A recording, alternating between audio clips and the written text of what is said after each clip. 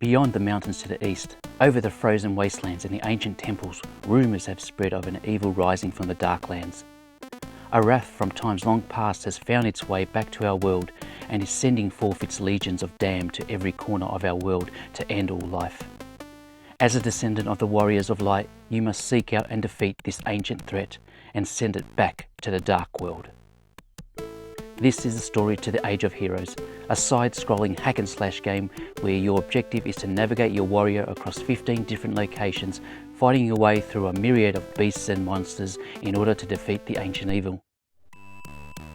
The game starts off by giving you the choice to play with either a male or female warrior before setting you into the game proper, where you will immediately notice that the look of the game draws inspiration from the classic arcade game Rastan Saga.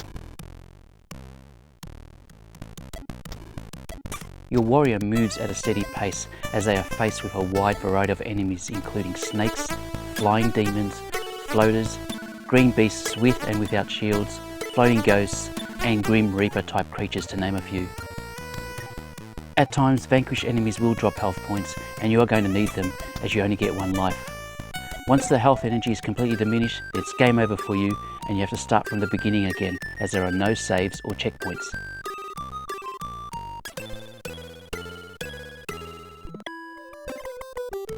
Fortunately, the Age of Heroes contains a level up system.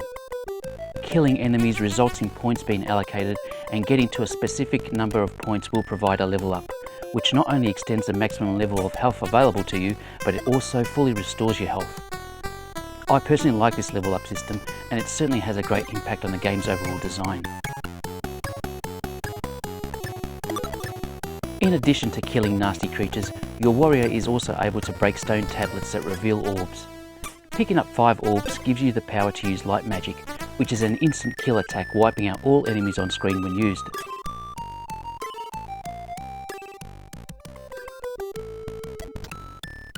When you complete the first game location, you will be presented with a game world map that reveals that the warrior's path forward is not necessarily a linear one. The completion of each game level opens up access to other game worlds, with the choice as to which order you tackle them being left up to you. And you even have the ability to return to game levels you have already completed. But beware that some of the game locations can only be completed by placing a required crystal on plinths, and that these crystals are located in chests that are found in other game locations. So the pretense of choice is slightly diluted by the fact that if you want to progress the game, some levels need to be completed before others.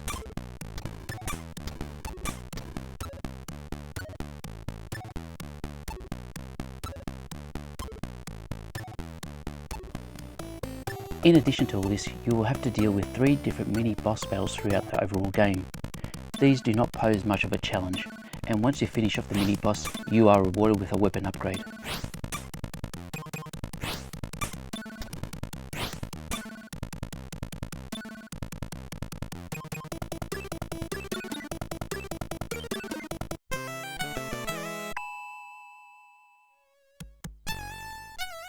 Those looking for a fast-paced game that relies on quick reaction moves and trying to get through each game level as fast as possible will need to look elsewhere.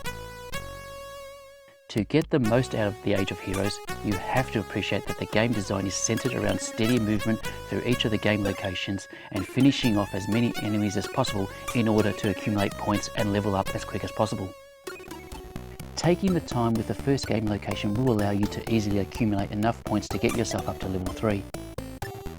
All of the game locations have 1 or 2 spots where you can just pause and wait for the enemies to come to you in relative safety, picking them off one by one and just piling up the points until the enemies run out or you are ready to progress.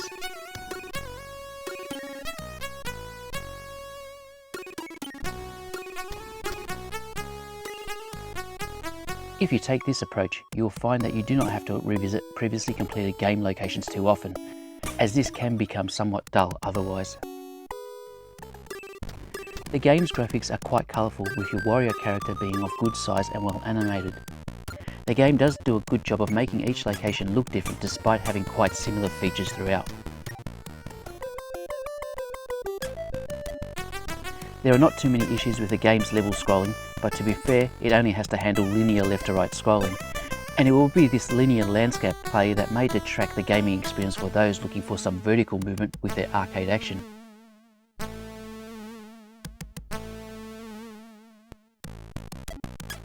The music soundtrack on offer throughout the game is of high quality, though whether it fits the game theme is going to be of a subjective matter. My personal view is that it perhaps is better suited to a game with a medieval theme, but I can't deny humming along to the tune while playing the game.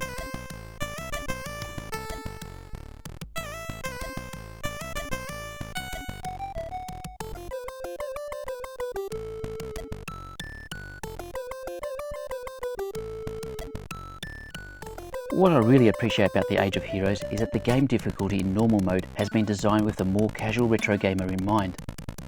Despite the lack of a save or checkpoint, most should be able to make quite good progress through the game within a few hours.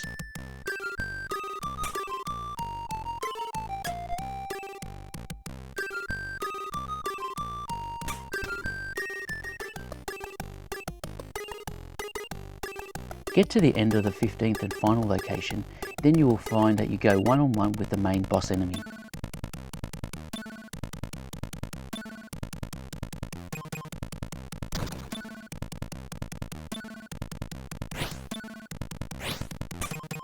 Once he is disposed of, you are rewarded with a nice endgame screen.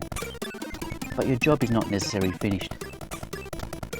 Completing the game in normal mode unlocks the challenge mode, where you get to go through the game again, but with the difficulty ramped up.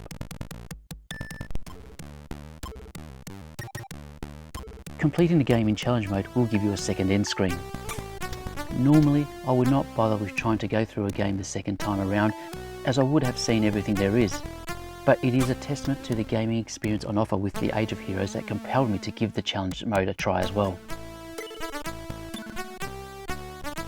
The Age of Heroes does not introduce anything new to the genre, but it certainly brings a breath of fresh air to the current C64 gaming scene flooded with platform games. Despite the linearity of the gameplay on offer, the Age of Heroes does succeed in giving off a perception that the game is bigger and more varied than what it actually is.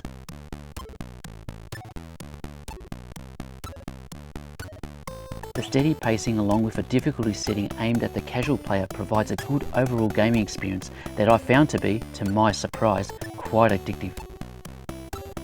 If you haven't done so already, go out and grab a copy of the Age of Heroes. You won't regret it.